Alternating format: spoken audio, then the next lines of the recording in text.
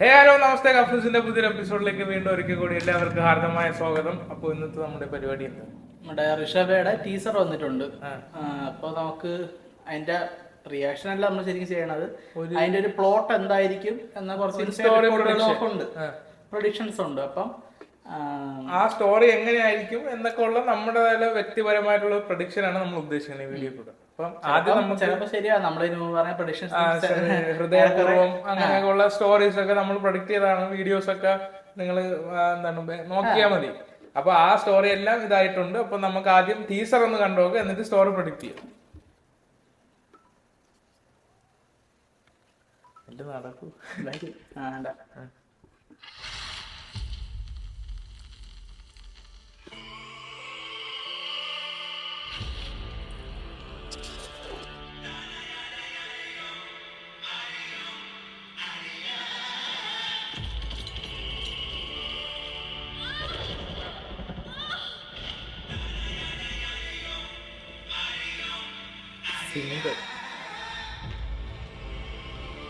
ആ കൊള്ളല്ലേ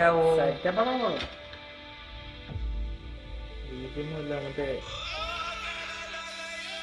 ബാഹുബലി ലൈറ്റൊക്കെ അടിപൊളി കേട്ടോ.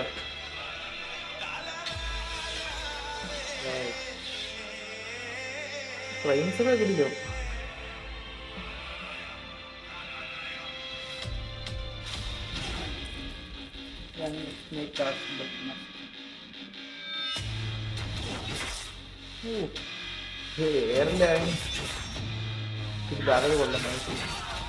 ഇതാണ് മറ്റേ പോസ്റ്റർ ആയിട്ടൊക്കെ വന്ന.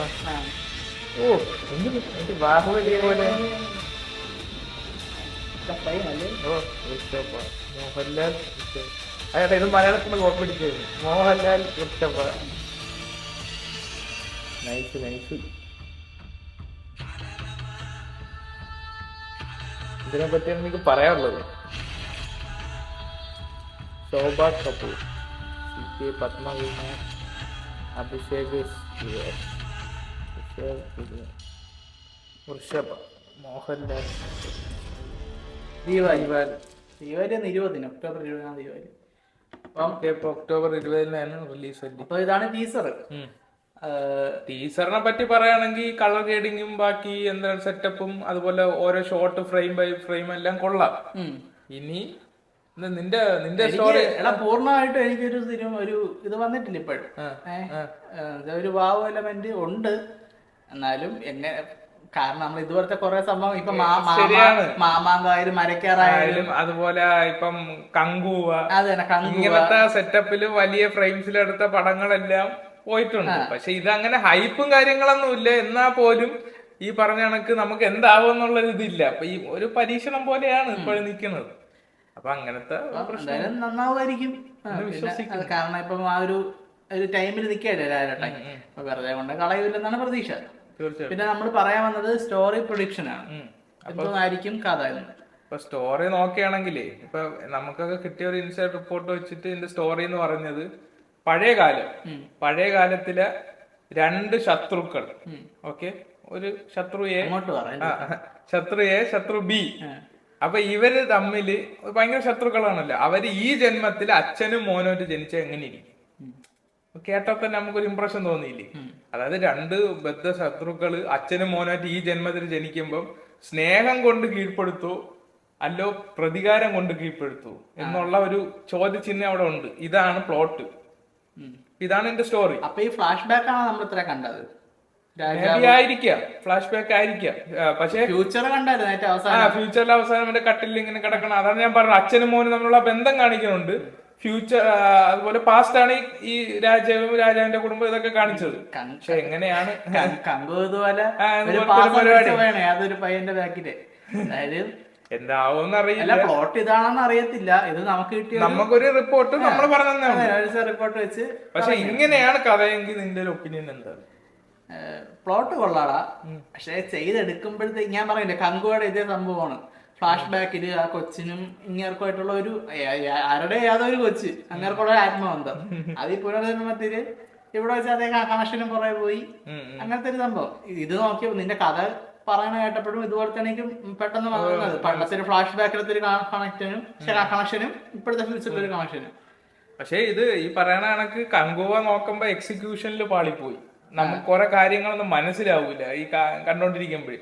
പാസ്റ്റ് വരുന്നു, പ്രസന്റ് വരുന്നു, അങ്ങനെയൊന്നും അല്ലാതെ നല്ല വൃത്തിക്ക് പടം എടുത്തു കഴിഞ്ഞാൽ വർക്കാവാം ചാൻസ് ഉണ്ട്. അപ്പം എങ്ങനെയാണെന്ന് അറിയില്ല. അപ്പൊ ഇതായിരിക്കാം സ്റ്റോറി. എന്തായാലും കേട്ടിട്ട് സ്റ്റോറി പ്ലോട്ട് കൊള്ളാം. ചിലപ്പോ ഇത് തന്നെ ആയിരിക്കും, ചിലപ്പോ നമ്മൾ ഈ പറയുന്നത് യാതൊരു ബന്ധവും കാണൂല. അതൊക്കെ മേ ബി ആയിരിക്കാം, കിട്ടിയ ഏറെക്കുറെ 1-2 ഞാൻ ഇതേ സ്റ്റോറിയാണ് കേട്ടിട്ടുള്ളത്. കണ്ടത്. അപ്പൊ നമുക്ക് കിട്ടിയ ഒരു ഇൻസൈഡ് റിപ്പോർട്ടൊക്കെ വെച്ചിട്ട് നമ്മൾ പ്രൊഡിക്ട് ചെയ്ത സ്റ്റോറിയാണിത്. പിന്നെ ഈ പറഞ്ഞ കണക്ക് പിന്നെ ഈ ലേറ്റസ്റ്റ് ആയിട്ട് കുറച്ച് ഹിറ്റുകളൊക്കെ വന്നുകൊണ്ട് ചിലപ്പോ മാർക്കറ്റ് വളർത്താനല്ലേ നോക്കുള്ളൂ. അപ്പൊ ഡൗൺ ആവില്ലെന്ന് പ്രതീക്ഷിക്കുന്നു. ഡൗൺ ആവത്തില്ലായിരിക്കാം, നമുക്ക് നോക്കാം. എന്നാലും ഒരു പേടി എനിക്കുണ്ട്. അത് തീർച്ചയായിട്ടും ഉണ്ട്, എനിക്കുണ്ട്. തീർച്ചയായിട്ടും ഞാനെന്ന നിലയ്ക്ക് എന്റെ അഭിപ്രായം എന്ന് പറഞ്ഞാൽ ഇപ്പോഴത്തെ ഒരു ലാലേട്ടൻ ഉണ്ടാക്കിയ ഒരു ഗ്രോസ് കളക്ഷൻ ഉണ്ടല്ലോ, അത് ഒരിക്കലും താഴ്ത്തില്ല അല്ലെങ്കിൽ താഴ്ത്തില്ല എന്നുള്ള ഒരു പ്രതീക്ഷ എനിക്ക് ഇപ്പോഴും ഉണ്ട്. കാര്യം ഇപ്പൊ അങ്ങനെയാണ് പ്ലാനിങ് ഒക്കെ നടക്കുന്നത്. അപ്പം എന്താണ്, പാളില്ല എന്നുള്ളൊരു വിശ്വാസമുണ്ട്. പിന്നെ കുറെ നാൾക്ക് ശേഷമാണ് ലാലേട്ടന് ഇയർ ടോപ്പർ 2020 കയറി, എമ്പുരാനിലും തുടരിലും കൂടെ കയറി. പക്ഷെ ലോക ഇടയിൽ കയറി വന്നു. ആ ലെവല് മേക്കിംഗ് അല്ലേ.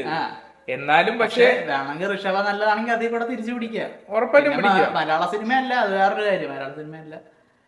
പക്ഷേ എടാ ഇതിന്റെയൊക്കെ ഒരു ഇതെന്ന് പറഞ്ഞാൽ കേരളത്തിൽ നിന്നൊക്കെ തന്നെ ഇപ്പൊ ആൾക്കാർ ഇങ്ങനെ ചിന്തിച്ചു തുടങ്ങിയല്ലോ. ഇപ്പൊ നമ്മളെ തന്നെ ആക്ടേഴ്സ് ഒക്കെ വെളിയിൽ പോയി പടം ചെയ്യണത്, നമുക്ക് ഇതൊക്കെ ഒരു സമയത്ത് സ്വപ്നം കാണാൻ പോലും പറ്റൂല. എന്ന് പറഞ്ഞാൽ മലയാളത്തിൽ ഒരാള് വെളിയിലൊക്കെ പോയി പടം ചെയ്യുന്നു, അങ്ങനെയൊക്കെ ഉള്ളു. ഇപ്പം അങ്ങനെ ഒരു ഇൻഡസ്ട്രി ഒന്നും ഇല്ല. ഇന്ത്യൻ സിനിമയിൽ നടക്കുന്ന കാര്യങ്ങൾ അതില് മോഹൻലാല്, ഇപ്പൊ കല്യാണ പ്രിയദർശൻ, ദുൽഖർ, മമ്മൂക്ക ഇങ്ങനെ ഭാഗങ്ങളായി വന്നുകൊണ്ടിരിക്കുകയാണ്. ഇപ്പൊ പടങ്ങളെല്ലാം ആ ലെവലിലാണ് ചിന്തിക്കണം. അപ്പൊ വല്ലപ്പോഴും പിന്നെ ചെറിയ ചെറിയ പടങ്ങൾ ഇറങ്ങണ പോലെ ഇതുപോലുള്ള വലിയ പടങ്ങൾ മലയാളത്തിൽ സംഭവിച്ചുകൊണ്ടിരിക്കുന്നത്. അതാണ് അതിന്റെ വെറുതെ കൊണ്ട് അങ്ങനെ സ്ക്രിപ്റ്റ് കേട്ടൻ ചാടൂല എന്നാണ് പ്രതീക്ഷ. നല്ല ഡെപ്ത് തന്നെ ഉണ്ടാവും, നല്ല ഹിറ്റും ആയിരിക്കും. നല്ല വിജയം ആശംസിക്കുന്നു. ഓ അതാണ് അതൊക്കെ തന്നെ പറയുള്ളൂ. അപ്പൊ ഇതായിരിക്കും ഒരു കഥ. അപ്പൊ എന്തായാലും ഈ കഥ നിങ്ങൾക്ക് കേട്ടിട്ട് ഇഷ്ടപ്പെട്ടെന്ന് വിചാരിക്കുന്നു. ഇത് നമ്മളെ എന്താ തള്ളല്ല, നമുക്ക് കേട്ട് നമുക്ക് ഇൻസൈഡ് റിപ്പോർട്ട് കിട്ടിയത് വെച്ച് പറഞ്ഞതാണ്. അപ്പം ഈ കഥ നിങ്ങൾക്ക് ഇഷ്ടപ്പെട്ടെങ്കിൽ നിങ്ങൾ കമന്റ് ചെയ്യണം. ഓക്കെ, അത്രയേ ഉള്ളൂ. അപ്പൊ കൂടുതൽ വിശേഷങ്ങൾ അറിയിച്ച ചാനൽ സബ്സ്ക്രൈബ് ചെയ്യും. പുതിയ സിനിമ വിശേഷങ്ങളുമായി ഞങ്ങൾ ഉടനെ വരാൻ.